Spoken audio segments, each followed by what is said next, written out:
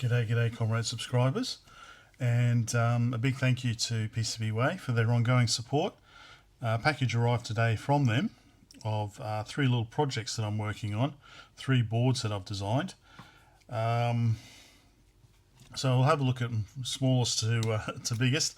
This one here is a 8K RAM, internal RAM expansion board for the Matra Alice, which is otherwise known as, which is the French version of the Tandy MC10. So not my design. Well, the board is my design, but the circuit isn't my design. I'll have a look here. This is the original circuit, thanks to Daniel Tuffeson. So his was designed for the MC10. And I understand that in the MC10 case, there's not much room because of FCC shielding.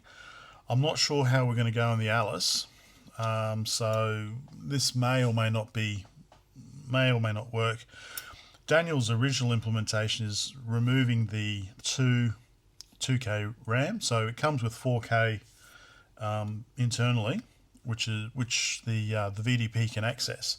The problem is the VDP can't access any of the external RAM. So if you have a 16K RAM, it can't access any. It can only access what's internal.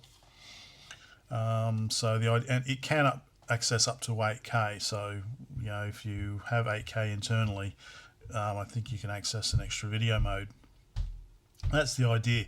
So Daniel's original implementation is to remove these two chips and then put the 8K RAM chip in, and with some legs out and wire them off.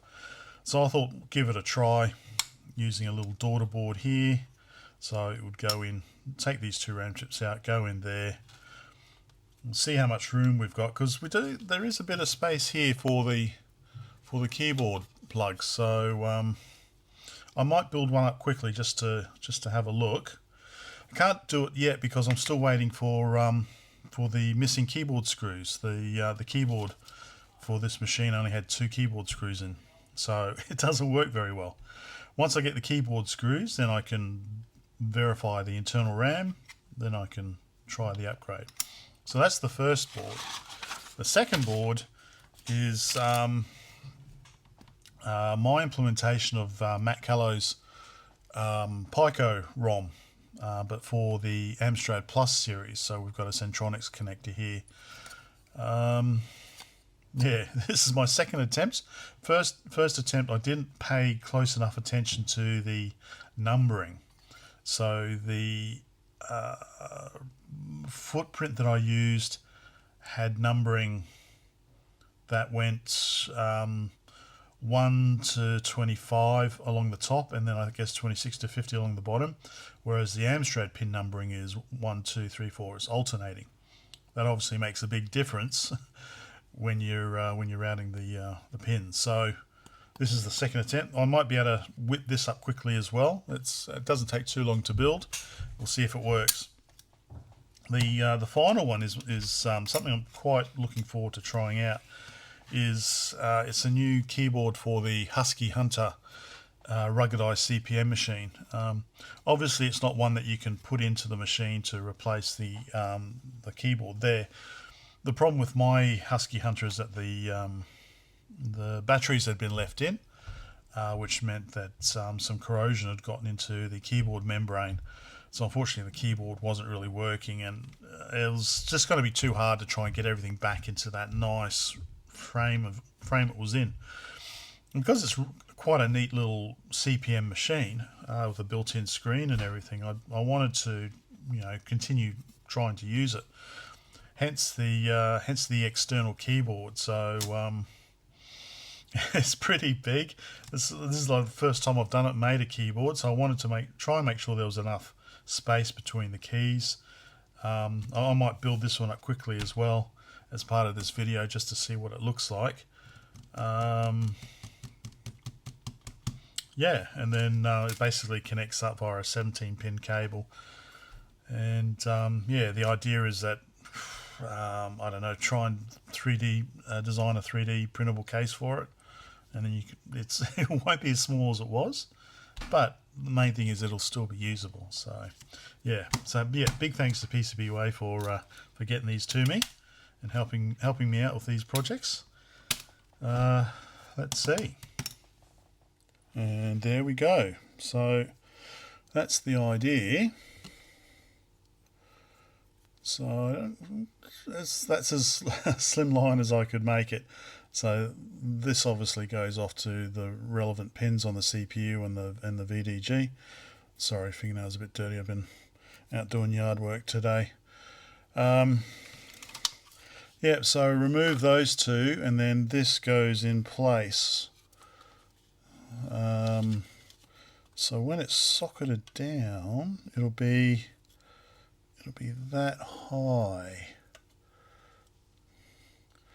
So yeah, still need to test it in the actual machine, see whether we're going to have enough height. So yeah, that's still under investigation, that one there. There we go. But yeah, I just thought it might be something that's nice, that's simpler. But again, it all depends on how much space you got on the machine. So I'm looking at this from the perspective of a Matra Alice. Yeah. Right. Let's look at the Amstrad one next. And here is the end result. So yeah.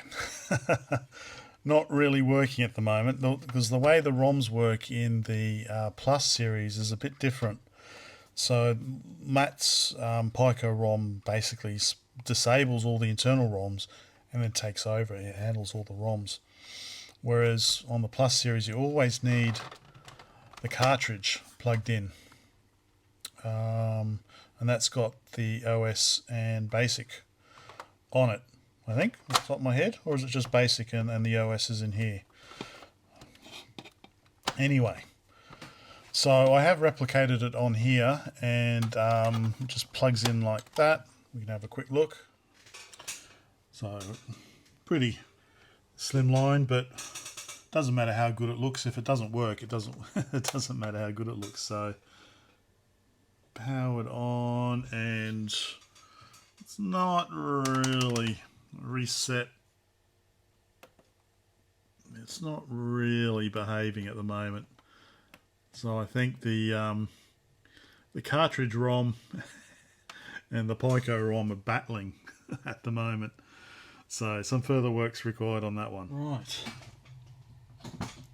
Now for this last one. Just need some cherry switches.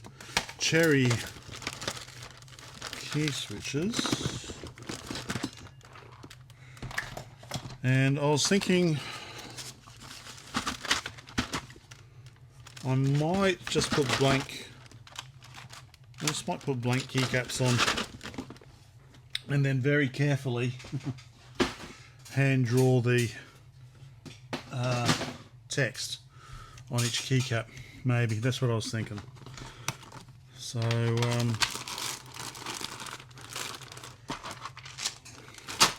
let's put these on first. So, and I've made one switch. So it was it's got a soft power switch over in that corner, but then I've just changed it to a just a little tactile switch out of the way. So, all right, I'll start building this one. Key switches are all done. On/off button. I've got a 17-way connector to put on there. Right, key switches, and there we go. I've got a little thing I can add on that for the power button. I just, like I say, I still need just to put in the 17 pin header.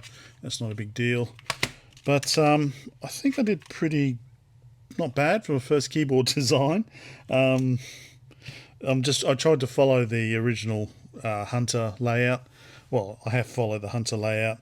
I probably could have done a little bit better on the spacing there. So this is obviously the space bar, and then that's the return key. So I could have maybe done a little bit better there.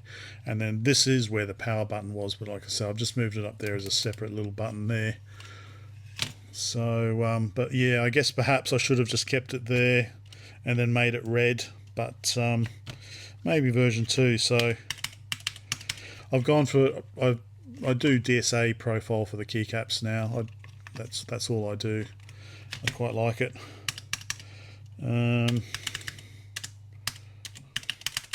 Yeah, alright, well I might, so I've got to finish packing for the road trip up to Brisbane tomorrow. I don't know where my Hunter is. I think it might be with the Micro Palm, because I could almost give this a quick try. But hang on, stand by. Here it is. So that's my first attempt doing the keyboard. Actually just using these tactile switches, but I started getting a bit bored of doing all that. And but it was working. So let's just get that out of the way. So yeah, so that's the membrane. Fortunately it was a bit too much damage. Anyway, so that's the keycaps there. That's the original machine there. But yeah, so this is the machine there. That's the keyboard interface there. So it's just a matter of running 17 wires from there to there, which I've got quite handily. Actually, let me get those. So we've got 17 pin header here, 17 pin header on the Husky, and then it's just a matter of you know, just connecting them up with whatever length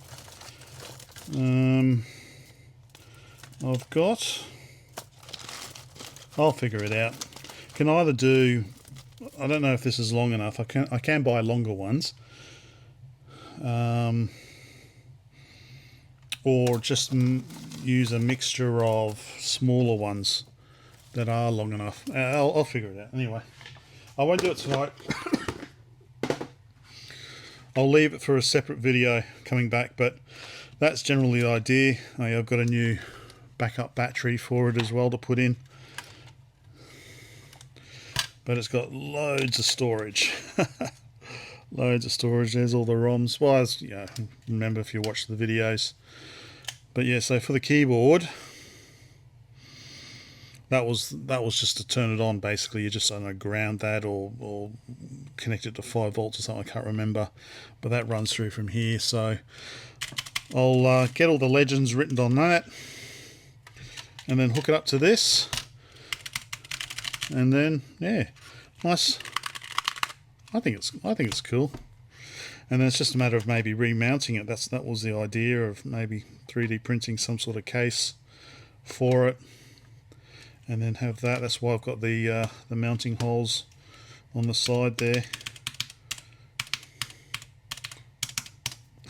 Cool. All right, that'll be a separate video anyway.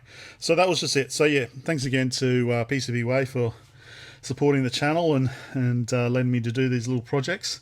It really does help out. So that's it for now. Probably for a couple of weeks. Stay safe, and hope everyone's having a good new year so far. Bye for now.